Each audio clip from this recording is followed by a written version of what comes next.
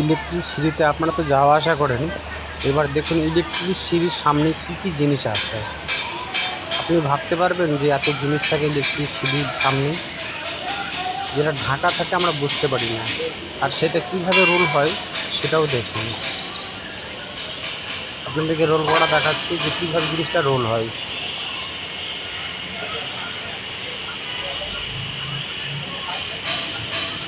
ধরুন দেখে নিই কীভাবে রোল হচ্ছে। হ্যাঁ,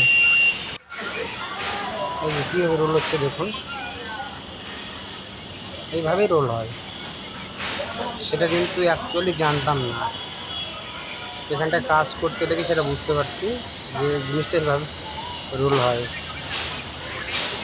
হ্যাঁ, এই কাজটা হচ্ছে ছেড়ে দিব, ছেড়ে দিয়ে টিভির পিছনে লাগবো।